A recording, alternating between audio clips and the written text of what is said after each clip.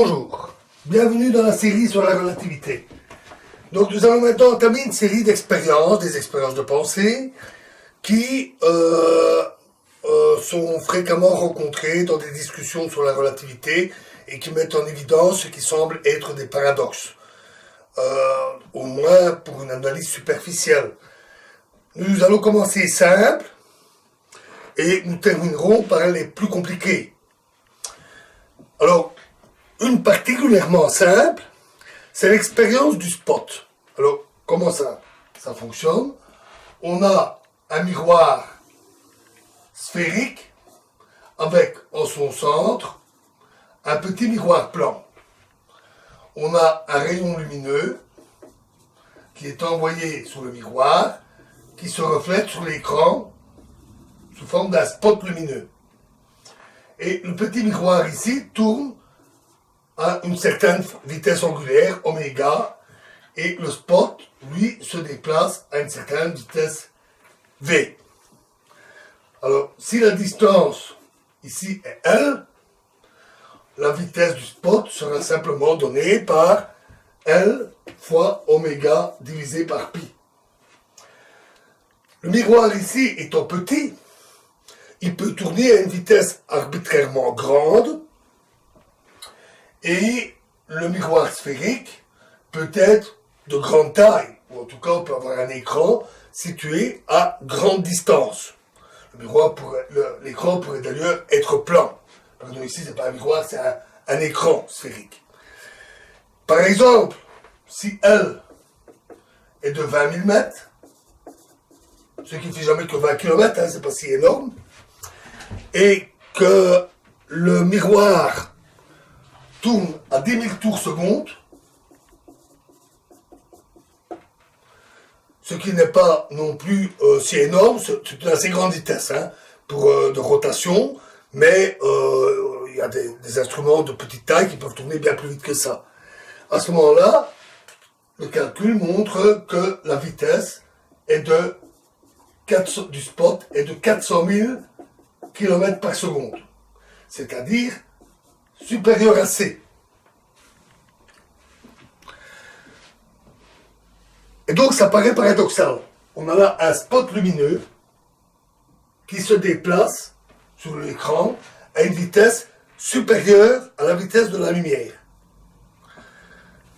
En vérité, bien sûr, il n'y a pas de problème. N'oublions pas que ce qui compte, c'est la vitesse de transfert de l'information, ou d'énergie, de matière. Or ici, le spot, en réalité, ne constitue pas un objet bien défini au cours du temps. Il est constitué à chaque instant de lumière, de rayons lumineux qui sont différents au fur et à mesure qu'ils arrivent via l'écran. Donc on n'a pas réellement déplacement d'une certaine quantité d'énergie ou de lumière d'un point à l'autre de l'écran. À chaque fois, le spot est différent. Et d'ailleurs, si la lumière ici fluctue, le spot va fluctuer, indépendamment de ce qu'il était avant d'arriver à ce point.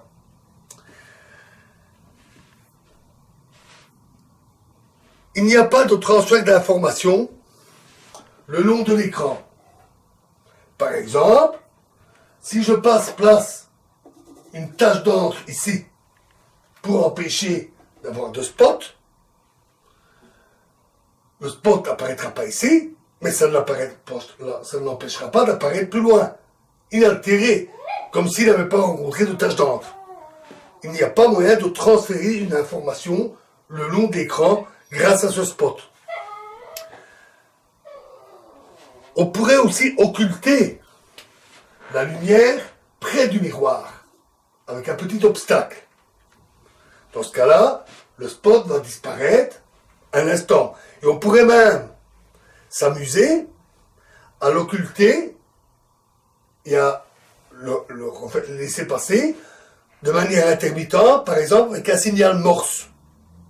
Dans ce cas-là, on va avoir des points et des tirets qui se répartissent le long de l'écran et qui s'inscrivent à une vitesse de 400 000 km/s ou bien supérieure. Mais à nouveau, il n'y a pas de transfert d'informations le long de l'écran, les informations en morse qui arrivent ici ne viennent pas d'un autre point d'écran, ils viennent du miroir. Et ils transitent du miroir vers l'écran à la vitesse de la lumière. Ils arrivent sur l'écran en un temps L sur C. L, la distance ici. Donc il n'y a pas de paradoxe. Pour prendre un cas extrême, imaginez que vous ayez une lampe de poche et que vous essayez d'éclairer la Lune. Alors, bien sûr, avec une lampe de poche, il n'y a pas grand-chose de lumière qui arrivera sur la Lune. La lumière va tellement s'évaser que, arrivé sur la Lune, il n'y aura quasiment plus rien. Mais vous pourriez, par exemple, utiliser un laser ou une lampe de poche ultra puissante. Effectivement, l'envoi d'un rayon laser vers la Lune, c'est quelque chose qui se fait. Ainsi, au pic du Midi, à l'observatoire du pic du Midi, on envoie un rayon laser en direction de la Lune. Les rayons laser sont extrêmement rectilignes. Il n'empêche qu'arrivé sur la Lune, il s'est quand même un peu évasé et le spot dû au laser fait environ 100 mètres de large. Des catadiopes qui ont été déposés sur la Lune par des astronautes reflètent ce rayon lumineux laser vers la Terre, qui est alors capté par un détecteur au pic du Midi. Ce détecteur, parce qu'il n'y a plus que quelques photons qui arrivent pour une impulsion lumineuse laser, il n'y a plus que quelques photons qui reviennent, mais cela suffit. Avec une caméra CCD, Charge Complete Device, on peut capter les quelques photons qui reviennent. Et donc, on peut ainsi envoyer un spot laser vers la Lune, le capter à son retour, et mesurer le temps qu'il a mis pour faire l'aller-retour. Cela permet de mesurer la distance de la Lune à mieux qu'un centimètre près, à chaque fois qu'on envoie ces impulsions. C'est donc un moyen très pratique de mesurer la distance de la Lune au cours du temps et de constater, par exemple, qu'elle s'éloigne tout doucement avec l'effet des forces de marée.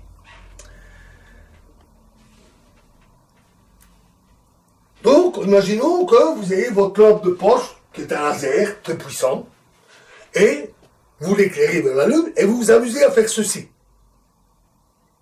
Donc, le rayon, le spot sur la Lune, va balayer des milliers de kilomètres en un instant. En balayant suffisamment vite, avec votre simple main, vous pourriez avoir un spot qui passe sur la Lune à bien plus que la vitesse de la lumière. Il ne faut pas croire là qu'il y a un paradoxe. Vous envoyez un rayon lumineux là à 300 000 km/s, puis un autre rayon lumineux là à 300 000 km/s, puis un autre rayon lumineux encore là à 300 000 km/s, et c'est tout. Il n'y a pas de transfert d'informations plus rapide que la vitesse de la lumière.